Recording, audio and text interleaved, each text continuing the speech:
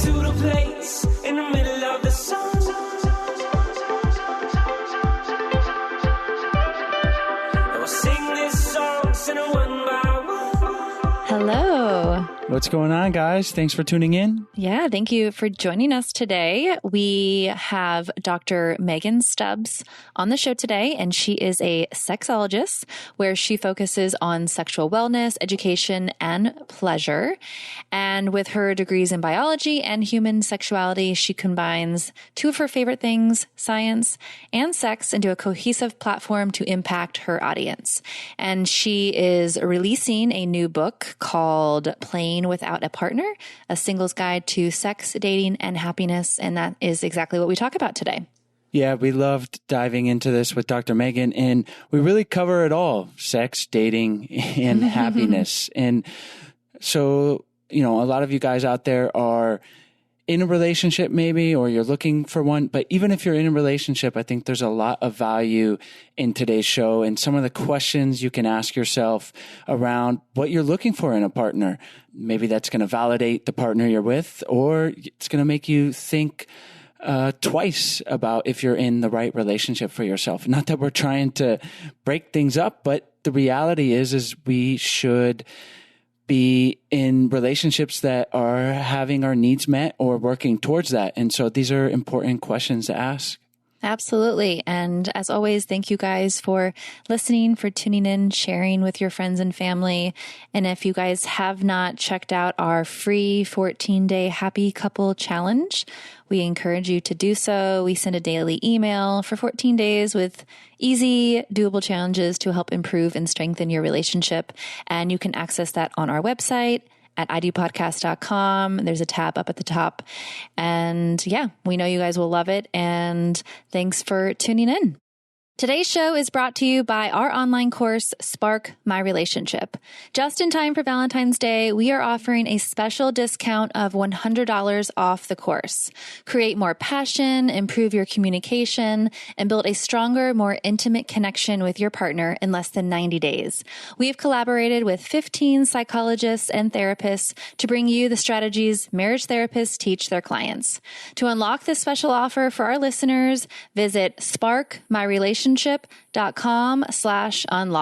That's Spark, SPARK, myrelationship.com/unlock.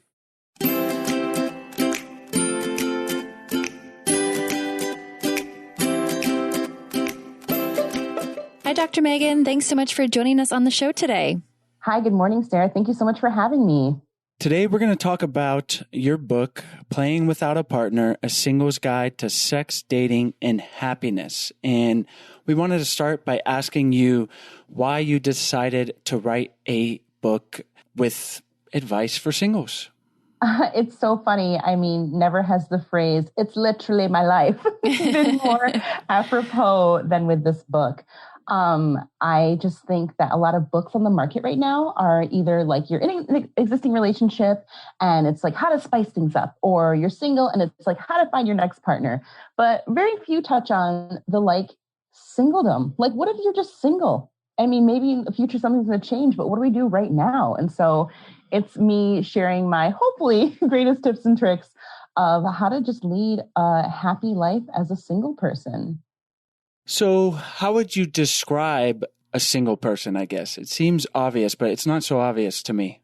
Yeah. So, I mean, that's really, like a self-owned description. So you could be single and seeing people, and single and pseudo dating. But single just means you are if someone gives you a wedding invitation, they know they're not giving you a +1. You're alone. So, if you have nothing official or committed going on in your life, to me, you're a single person.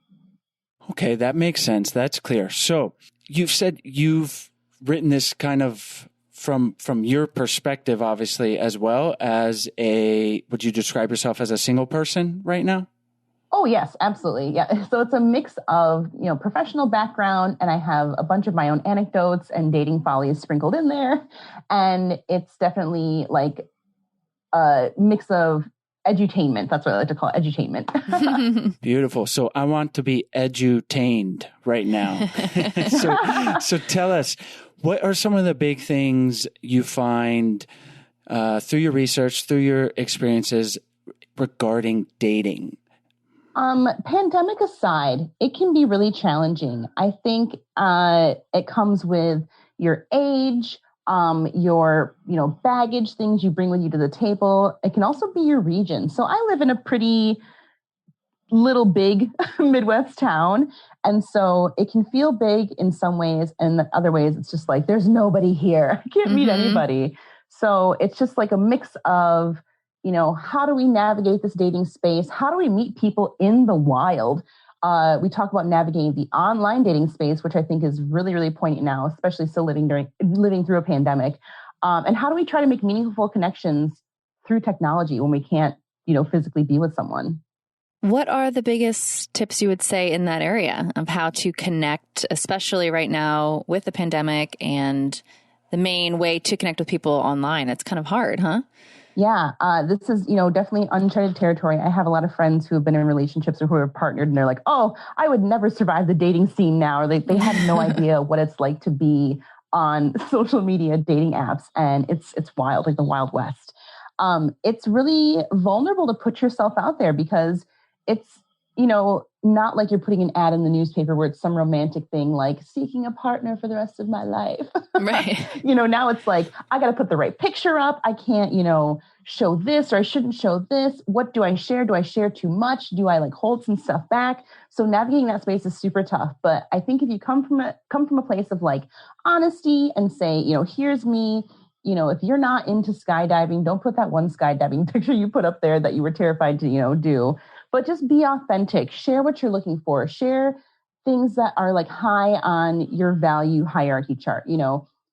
Starting a family, maybe focusing on your career, your love of travel. So the more authentically you can put yourself out into the world, the more likely you are to attract someone who's looking for those same things.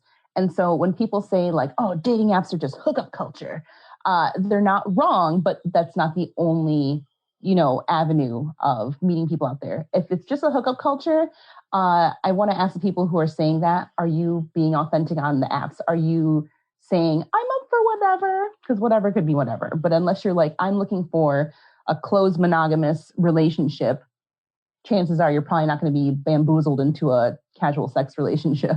Is there anything that you're finding right now that people are doing more of or should be doing more of on social media dating apps that they weren't doing pre-COVID?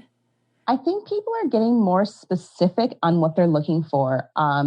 We can't go out and, be distracted by dinners, events, nice dates or whatever. So we just have our conversations. And so people are really able to dive deeper with the people they're meeting online and, hopefully suss out whether or not they'll be a good partner for them. So I love that the communication has gone up a notch because we're forced to communicate more via technology because we can't meet in person or be distracted by, the things happening at the putt-putt golf course. It almost makes people connect on a deeper level a little quicker, maybe? Yeah, I would totally agree with that. I mean, I think communication is key throughout a relationship, but definitely key in those beginning stages. Do you find through your research or personally, I'm not trying to prod into your personal life, but feel free to share either from either side, but that there's frustration around you're on the dating apps, but it's or over it. You're there's so many options or there's not enough options or every person, is not how they say they are on their profile or just having trouble getting your expectations met and then wanting to do it, quote, in the wild or maybe not at all. Can you talk a little bit around that kind of scenario? Yeah, absolutely. Broader approach. There are definitely people who have those feelings and those are totally valid. Maybe their person isn't utilizing the same apps that they're utilizing or they've been burned from bad dates. So that's absolutely a valid experience. Personally speaking, I was on dating apps probably in the very beginning when Tinder was fresh and Bumble was new. I've tried them all and that was fun and I met some great people. Nothing turned into a long-term relationship. But as I grew in my career, it wasn't until one date where I realized, oh no, I can't be on these public apps anymore because I was meeting this guy. We had been chatting for a couple of days. We're like, oh, let's go get lunch. And he just knew my name was like Megan. And I think I might have mentioned dumbly that I was like, oh yeah, I'm a sexologist. Why would I say that? Hindsight. And I got to the date and he was like, what's up? I Googled you. And I was like, oh no, this is not going to be good. And it was terrible. He was just a super creep and just wanted to exploit me and just ask me all these horrendous things no one would ever ask on a first date. And I was like, all right, cool. We can't do that anymore. So for me personally, I have a rule of no more online dating because I'm too easy to find. And also I have a career that's not, one that you saw on Career Day. So people are always making that the subject of our discussions. And it's like, no, I'm a real person. Like if I said I was a dentist, would you be like, oh, tell me about root canals? I've always been curious. Or like, hey, can you check out this tooth? Like, what? That doesn't happen. It does happen to my friends who are like hairstylists when they go out with people and they're like, oh, do you want to cut my hair? And it's like, maybe if you make an appointment. I mean, my job, it's not like my obsession of hair. Okay. So I totally feel that. So for me, I have to meet people organically in the wild or have them pre-vetted by friends. Because obviously if they're friends with my friends, they're not creepers most of the time. How about the idea of patience? Like you're on the dating apps, you had your personal experience, but let's say someone out there is on the dating apps, they're just not meeting the people. And then, like I can imagine just getting a bit impatient with that process or impatient, with all the bad dates and frustrated. What would you say to someone like that? I would say pick up my book. You try and you plan to have a life timeline, and sometimes that lines up with what you planned, and other times it just doesn't. And because being in a relationship requires two people, you are half of the equation. And if you try to force someone into that space, it could work, maybe. I don't know. I mean, what was that show that did that? Like, oh, Married at First Sight. Like, here you go. Marriage, make it work. But chances are you want to wait for the right one, because rushing into something or being unsure of something, which I think is a pretty big like life milestone, doesn't serve you. So, in the meantime, while things are still single, don't lament, like really relish on all the benefits your single life can bring you. And I mentioned so many things about, discovering who you are, fostering your passions, discovering new passions, just doing all these things that single people can do because they're not beholden to anyone else. So really relish in this time because you don't know what's going to happen in 6 months from now, a year from now. So maybe you've been on a dating app for, let's say, a year. And it's been terrible, but you don't know what the future holds. So try to really stay present. And I love, telling people to practice mindfulness. With whatever's going on in the situation, good, bad, or otherwise, just know that it will change. Life will change. And so just hold fast and just enjoy your singledom while it lasts. So for somebody who is listening, who is single, and maybe they're in a place where they're more frustrated with being single than enjoying the moment, like you said, can you give them some maybe tips or like a little pep talk of like all the benefits that you found that you've written in the book to maybe change their perspective and maybe help them see that being single can bring them really good benefits to their life? Yeah, absolutely. And you get to feel sad, whether you're single, partnered, or otherwise. Like you get to have those days where you're just like, nothing is good. I hate everything. And that's okay. Like that's a normal reaction. So don't try to like deny or just say like, I just hate being single. I get it. I hear you. I have those days. Absolutely. But if it's really like bogging you down, write down all the things. Like, are those like fear-based things? Are they like, I'm missing my timeline things? Like what about being single is causing you so much distress? Are you lonely? Are you like wanting to start a family and have children? Try to really hone in on what's upsetting you and then make, actionable plans of like, how do we get there? What are my options until then? And as far as just being a single person now, you have the freedom to do anything. You can bake bread at 2 a.m. You can, watch anything you want on TV, lay across the entire bed. You can also be that friend in need if someone, needs you, you can at the drop of a hat go help them because you don't have to worry about checking in with a partner. Do the kids have a sitter? You just have so much freedom and flexibility. It's just, it's a really special time. And I feel like the timeline is like, what's the saying? Married, house, car, 2 kids. It's like the culture is really driving home. You need to be partnered, but you can absolutely 1000% lead a fulfilled life as a single person. Let's talk a little bit about patience and what to do if you're growing impatient. And you mentioned how to be happy in your singledom, but I think a lot of times people might feel like settling. They're like, I can't take it anymore. I'm lonely. And they settle. Or what does that even mean? And talking about that and our expectations of maybe not settling and waiting for the perfect partner. And if that is something that you think even exists, can you talk a little bit about those two things? For sure. Let's put this in the context of a deli. Say you're walking in and you are craving a BLT. You're imagining it all day and you're like, this is what I need to fulfill my day. And you go in and they're like, sorry, out of bacon. You could settle for a, tuna sandwich, turkey sandwich, ham sandwich, and that'd be okay. I think settling in that sense is a far cry different than settling for a relationship. Eating a meal, that's one and done. It's over with. Let's hope they have bacon next week. Settling in a relationship, if you ask anyone who has truly settled, are they very happy? What does settling mean? Does settling mean you're with a partner who doesn't share your values? Does settling mean you're with a partner who hates traveling? Does settling mean you're with this partner who, hates dogs? What are you settling for? And why? Really weigh out those, I guess make a hierarchy again of like, what's important to you? What do you value? And does settling satisfy those wants? Because you deserve to have your wants and desires met. And so I'm just so like, don't settle. This isn't a sandwich. This isn't like we're out of chocolate ice cream, so now I'll get butter pecan. Like, you're going to be living with someone, sharing space, being intimate, growing a family with them, whether that is with children or a dog or, sharing finances. Like, don't settle. For the people in the back, do not settle. I'm not saying you have to wait around for the perfect storybook, 1000% picture perfect person. But if the person you're with isn't communicative or willing to grow with you in the same direction, not starting off solid it just sets you up for disaster. So don't settle. Please don't settle.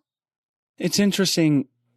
What I hear you saying is that it's all relative to what your values and desires are. So I think we have this idea of how our relationship should look based on culture, movies, what you hear on podcasts. Mm-hmm. But the reality is, you really got to ask yourself the question, because someone else's settling is not the other person's. And to really be comfortable with, if there's something that, irritates you about your partner, is that a deal breaker? And if it's not, then it's okay, because the reality, in my opinion, is that there isn't a perfect person that's going to check every single box down the line, you name it.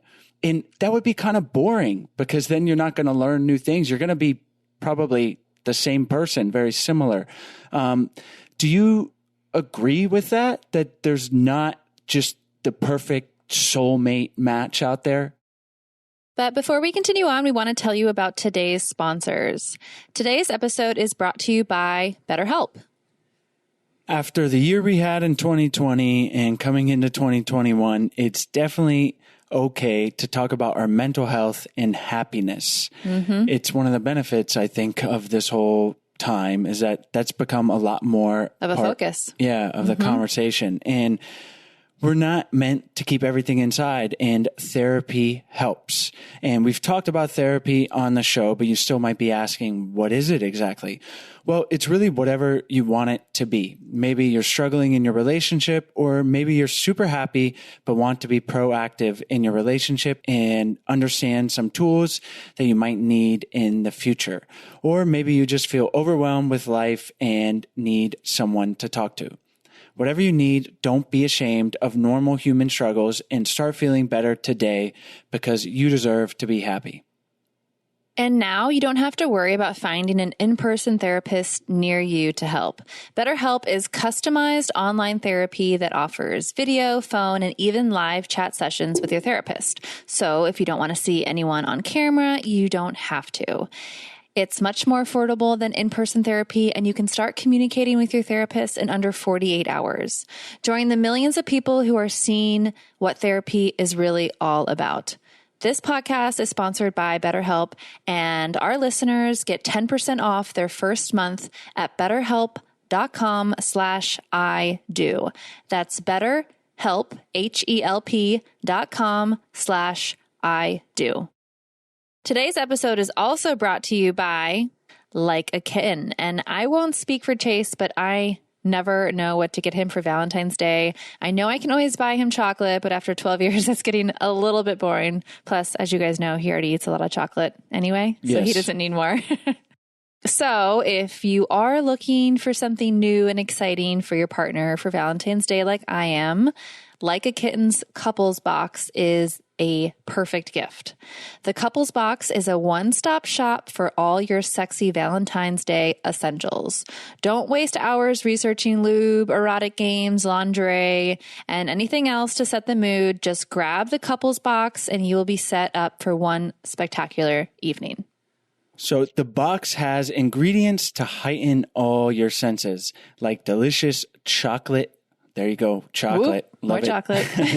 CBD body paint and strawberry lube. And if you've been really looking to enhance your sex with some vibration, the Couples Box comes with a 10-speed heart vibe.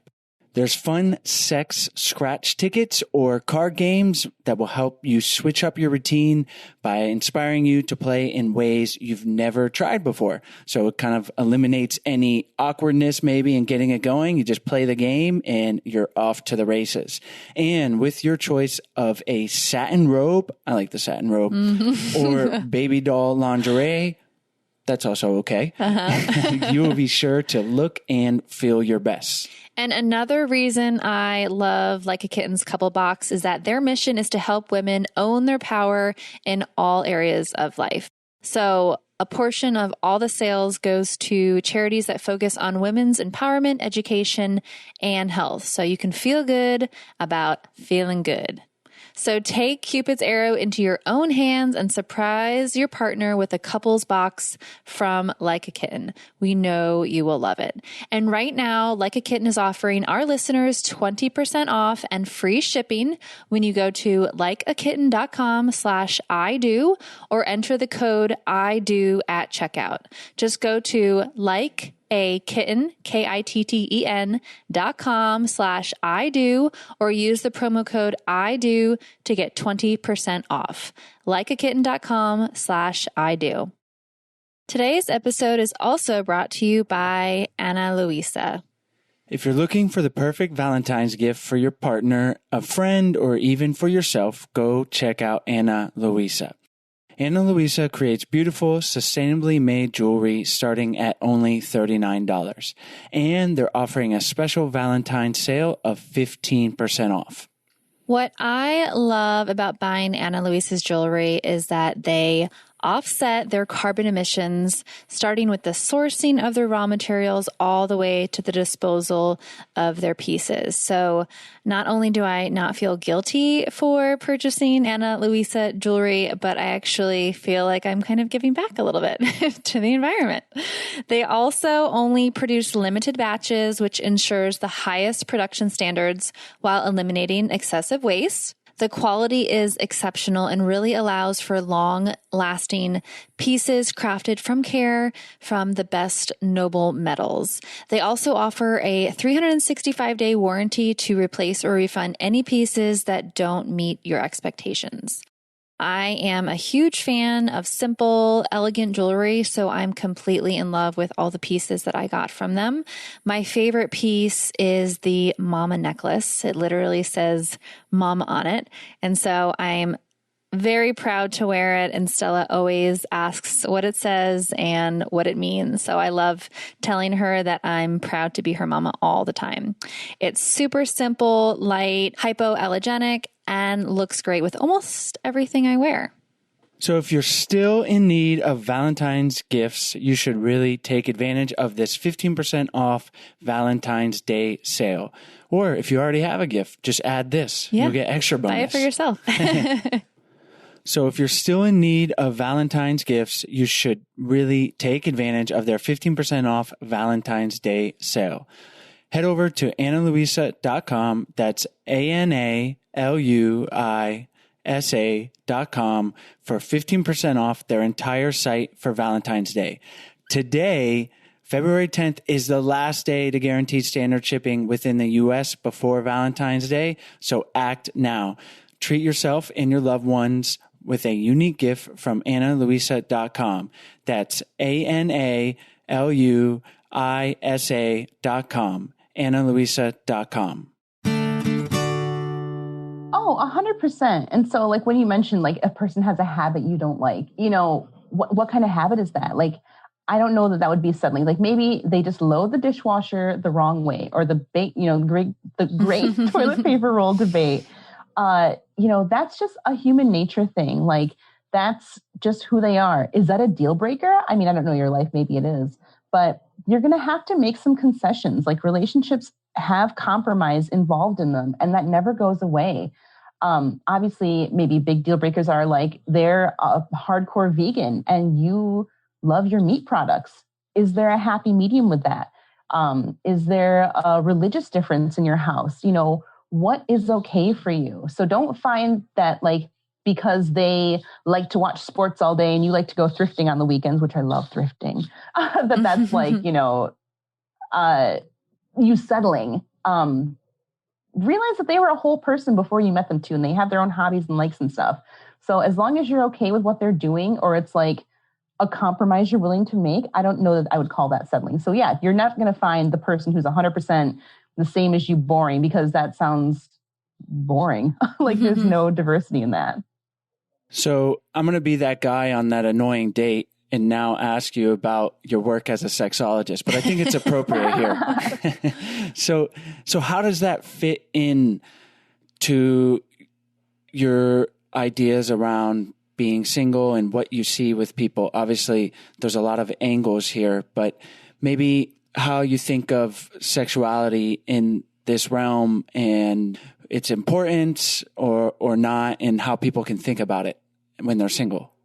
Obviously for me, it's my job, but also my passion. So I am so passionate about single people realizing they can have sexual satisfaction and deserve to have sexual satisfaction as a single person by themselves. They don't need to seek it out in others. They don't need to go get sex or, think that they can't have their desires and have really rich, pleasurable experiences without someone else present. I mean, you totally can. So we have a whole section in my book about, self-love and masturbation and all these different things.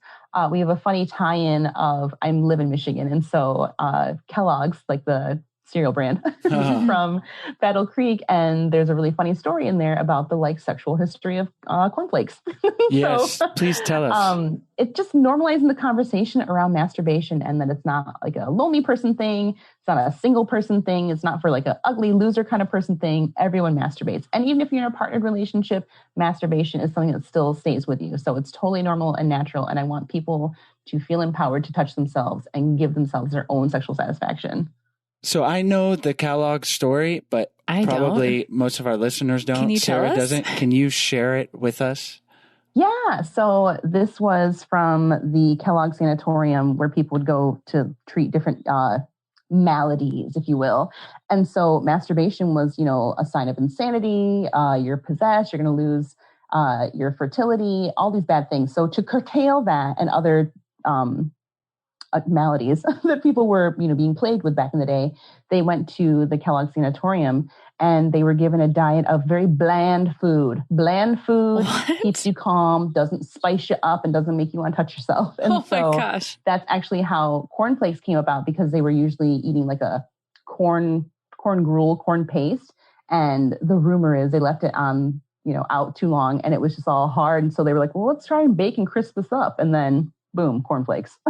Wow. That's why I always had to add sugar to it when I was a kid. Yeah, you gotta spice it up. No spicy food. That makes you touch yourself. Oh my gosh, that's crazy. It sounds like an old wives' tale. Yeah, Like exactly. what? Yeah, I think I did it around puberty is when I started. So connected.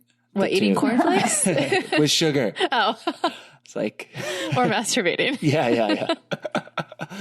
Oh man. Yeah. Thank you for sharing that. And yeah, it's a funny story, the Kellogg's thing, but it also speaks to, obviously that was years ago, but that's the foundation of the culture we're in, and the work that you're doing has helped to change that. But the shame around sexuality, masturbation, self-love, and that we're still trying to reverse the cornflake effect, if you want to call it that. But how do you think about that? Like, as far as encouraging people to not let sexuality or maybe their desire for sex rule their thinking as far as finding a partner? Obviously, like the classic line of like thinking with the wrong head. A lot of bad decisions are made that way. So can you talk a little bit about that? I think just knowing that you can receive those same kind of feelings and get that satisfaction by yourself is like the first paramount thing. There is a section in the book talking about how to have casual sex or just casual encounters with people, because sometimes you just want that. Obviously, with pandemic lens, we have to be more mindful about, safety and health, but I'm always advocating for testing for STIs. So talk about COVID testing too. So that's an okay, avenue too, but also know that because you're engaging with casual sex, that might not turn into a relationship. So go in knowing, what you're doing is like at present time, we're having casual sex, but don't think because like we had sex, we're going to be dating now. It's a really frank talk about you can go seek sexual encounters from other people, but don't think that that's going to be, the prelude into a relationship. It can be, but that's not the pathway that you should take if you want a long-term long-term monogamous relationship.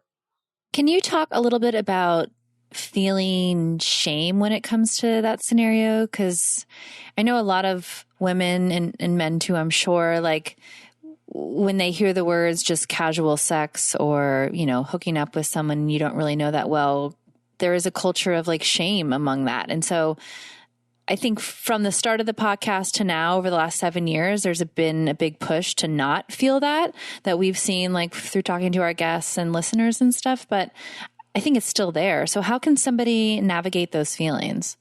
Yeah, for sure. There are lots of books. Right now I'm thinking just like Chelsea Handler's book, My Horizontal Life.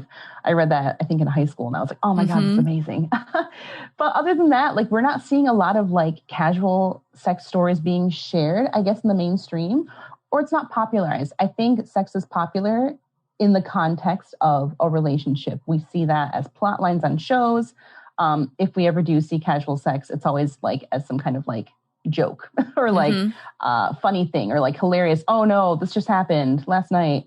It's always like a plot line kind of thing, but it's never seen as like no, I'm just a person who just goes out and has casual sex. But that's okay. You can go do that. That's a good thing. As long as you're both okay with that, both consenting with that, that's a great avenue to have sexual experiences. And also too, it really opens our eyes, I would say, to non-monogamy. Maybe you're in an open relationship.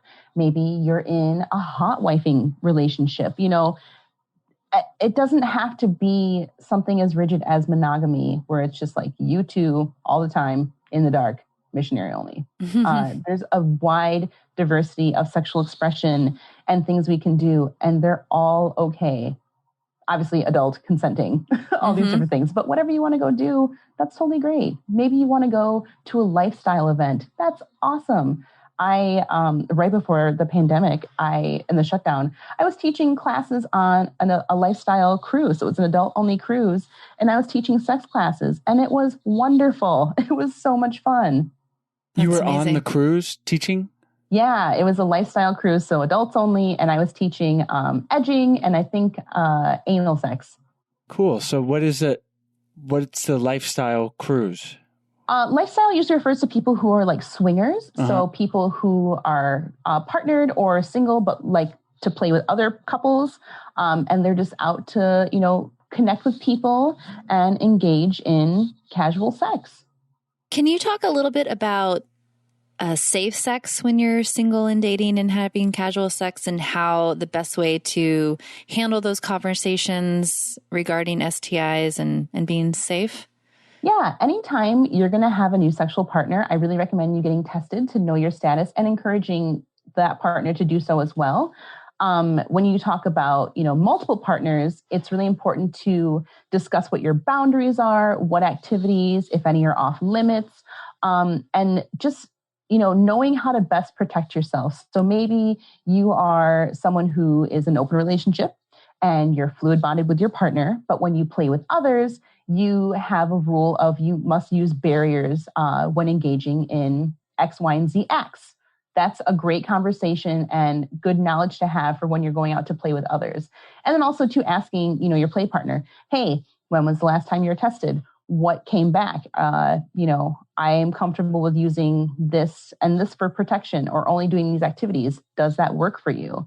And just being really frank about it. We never see any kind of STI conversation. We barely see condoms used when sex is being portrayed in popular media or movies. So I'm all out here to normalize that because this is an important conversation to have. And so, again, that's in the book too, about how to have empowered conversations with strangers, because your sexual health is so important, and leaving things to chance isn't something I'd recommend. Is there, and I'm sure this is in your book, so we want to encourage our listeners to definitely read it.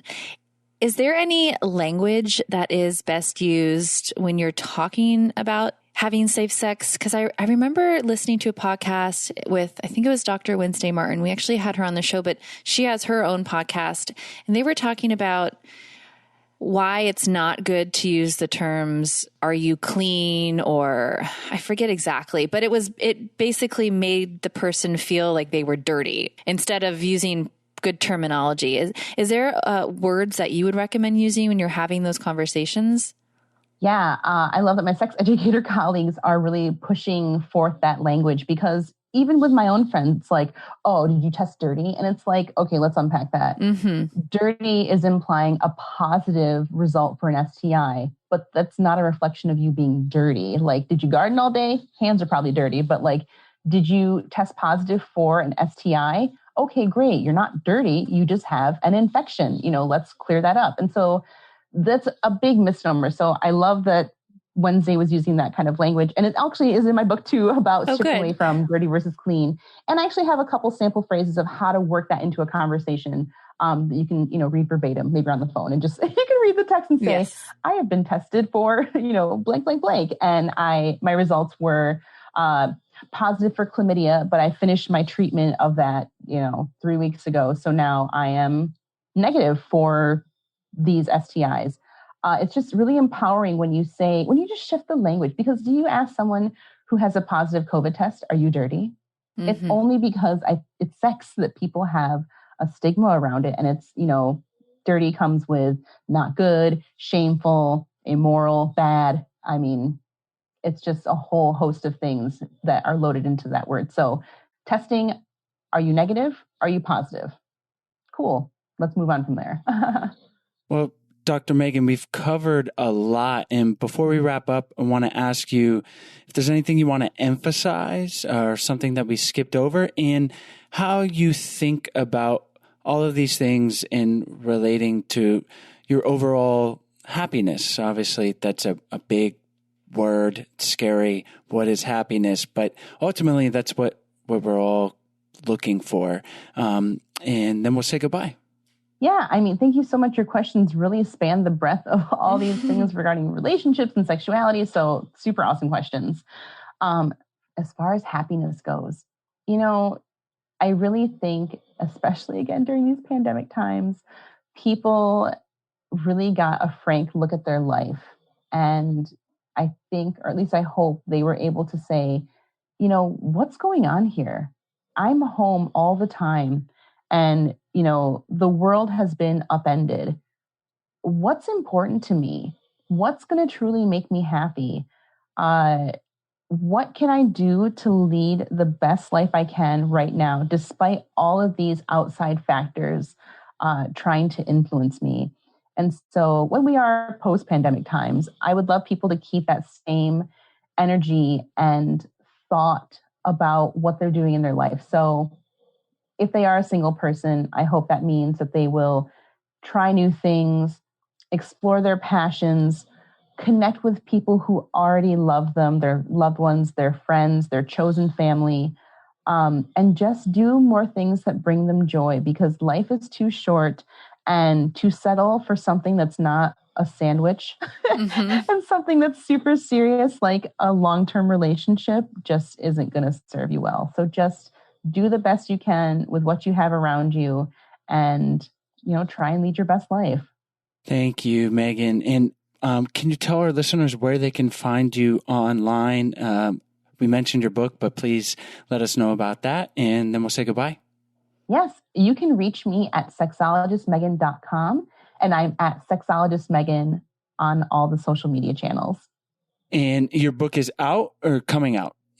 It is going to be released this spring, April 2021, and you can pre-order it now wherever books are sold. Wonderful. Well, we'll link to that. And then, as soon as the book comes out, we would love to have you back on to get your feedback on how people saw the book. Oh, I would love that. Wonderful. Well, thank you again for taking the time to come on the show. Yes, thank you so much for having me. This was a really great conversation. Thanks so much for tuning in to today's show, guys. As always, the links will be in the podcast description as well as on the show notes on our website at idopodcast.com. And while you're on our website, we hope you guys check out our free 14-day Happy Couple Challenge. It's a challenge where we send you a daily email for 14 days with easy, doable challenges to help strengthen and improve your relationship. And it's honestly just a whole lot of fun to do with your partner. It's something new, and we think you guys will really enjoy it. So check it out. And while you're on the website, there are tons of free resources, as well as more information about our online course, Spark My Relationship, where our listeners can get $100 off. So check that out. You can go directly to the course website at sparkmyrelationship.com/unlock, and that's where you can get the $100 off. So thank you guys for tuning in, and we'll see you next week.